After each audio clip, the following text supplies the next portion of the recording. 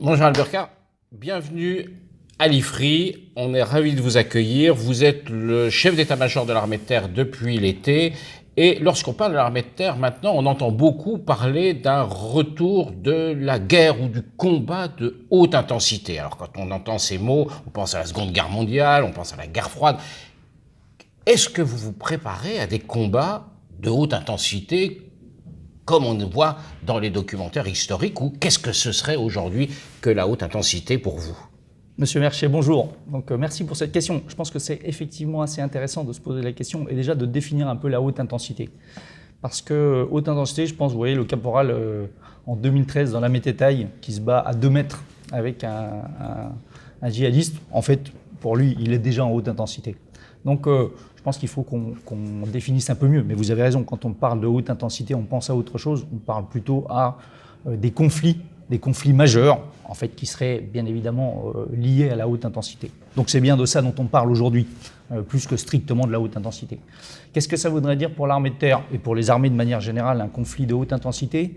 Je pense que ça voudrait déjà dire, en fait, qu'on n'aurait plus systématiquement face à nous un ennemi asymétrique, mais qu'on aurait plutôt un ennemi au moins asymétrique, peut-être dissymétrique. Mais globalement, c'est quelqu'un qui serait capable de contester notre supériorité dans l'ensemble des milieux. Ce qui est aussi quelque chose qu'on ne connaît pas aujourd'hui. On n'a pas de supériorité. La supériorité aérienne dans nos engagements aujourd'hui n'est pas contestée.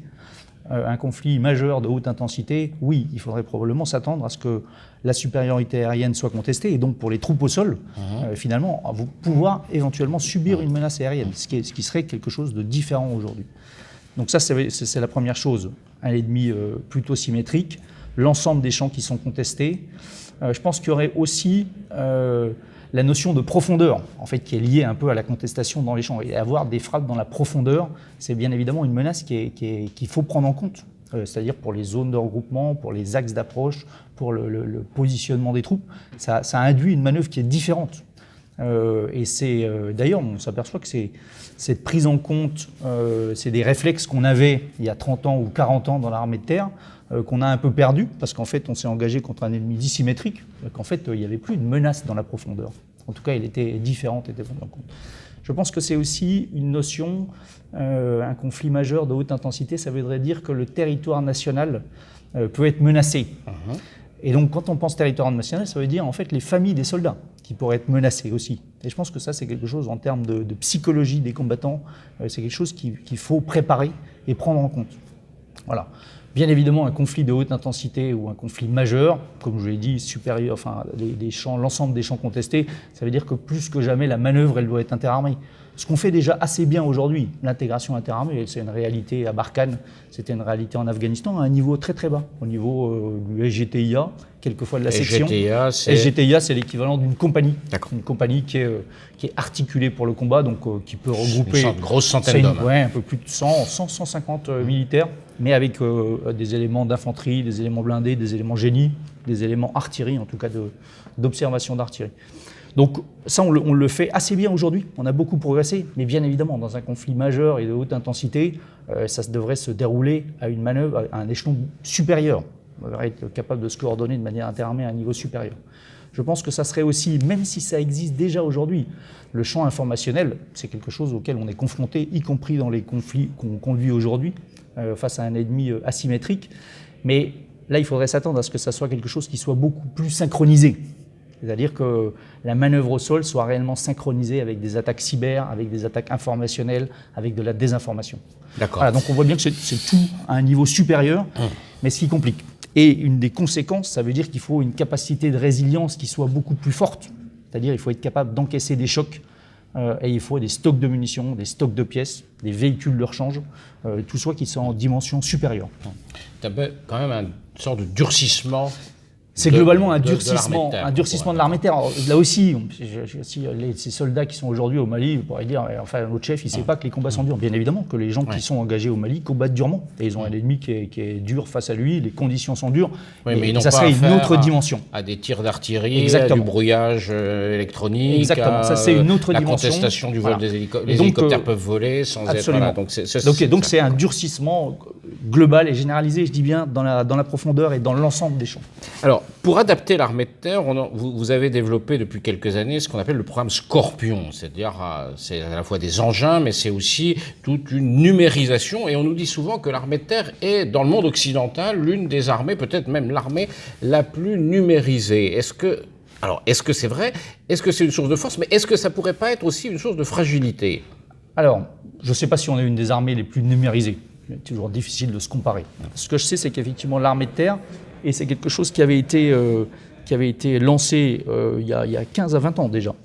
La volonté de travailler sur l'infovalorisation, c'est-à-dire une espèce de capacité à partager l'ensemble des informations, à diffuser très vite l'information avec tout ce que ça procure comme gain tactique sur le terrain. Ça, c'est quelque chose qui aujourd'hui, en fait, commence à prendre réalité. Si on veut un peu illustrer ce qu'est l'infovalorisation, vous l'avez un peu dit, c'est un peu comme si nos véhicules, les véhicules nouveaux, modernes, qui sont en train d'être mis en place, le Griffon qui va remplacer le VAB, le Jaguar demain qui va remplacer l'MX-10 RC, ces engins-là, c'est un peu comme si c'était un smartphone. C'est-à-dire que c'est des engins qui ont une grosse capacité d'acquisition de renseignements, d'acquisition d'observation, mais aussi une grosse capacité de partage. Ce qui est important, en fait, c'est bien d'avoir l'information, mais si en fait on la garde pour soi, c'est beaucoup moins intéressant.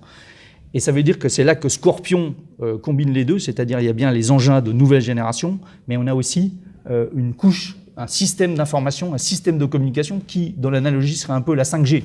D'accord. Et donc qui permet de relier l'ensemble de ces véhicules et de ce qu'un aperçoit, pouvoir le partager et donc d'avoir une vision à la fois plus claire de la position des amis, ce qui est quelque chose qui est très important, mais en plus de la situation ennemie. Voilà, donc c'est ça un peu l'infovalorisation.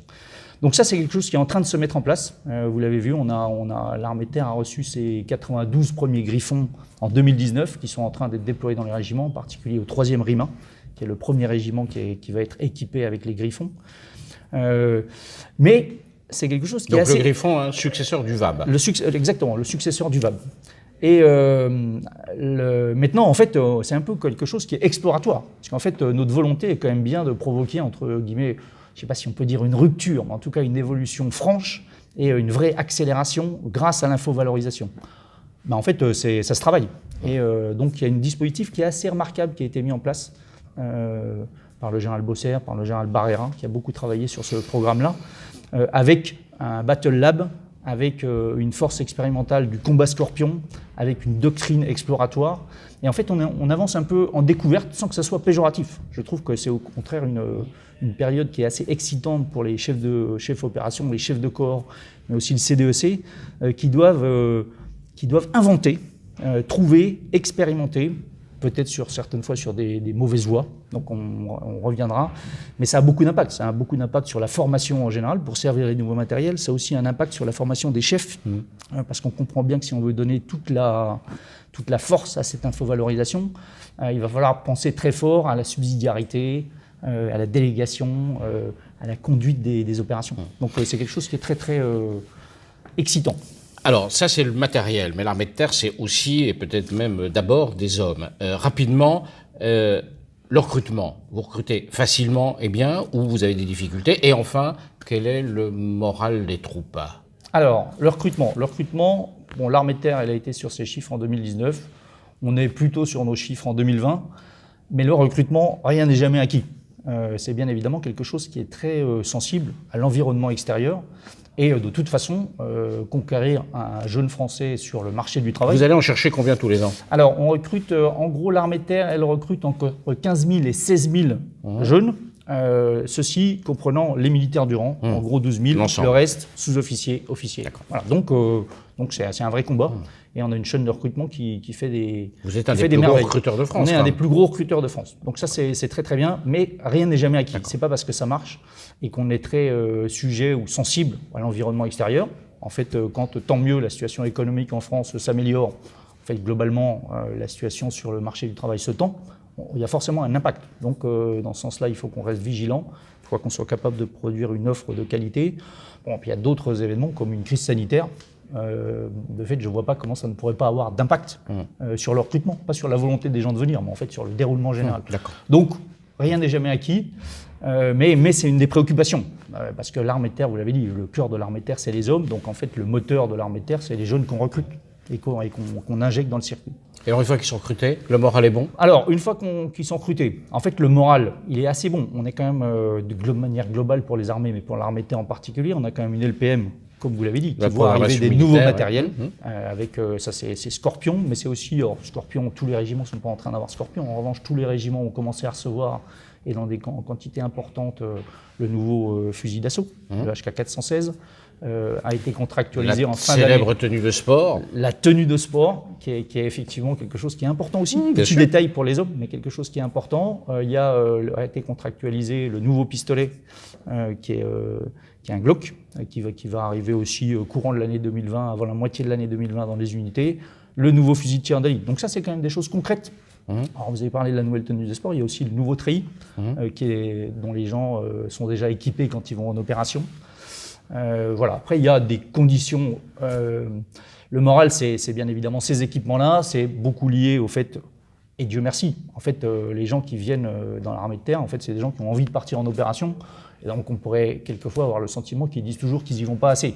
Bon, il y a un équilibre à trouver, mais c'est quelque chose qui est important. Et je préfère avoir des gens qui me disent j'aimerais plus partir en opération que quelqu'un me dise heureusement, je ne suis pas parti en opération, je suis content. Maintenant, il y a l'environnement, et en particulier l'environnement dans les quartiers en France et à l'entraînement, où on a encore de gros efforts à faire, parce qu'il y a un gros rattrapage. Il y a des mesures qui ont été prises, comme le plan famille, comme des mesures pour faciliter la rénovation de l'infrastructure. Mais ça, c'est des choses qui ne produisent pas leurs effets très rapidement.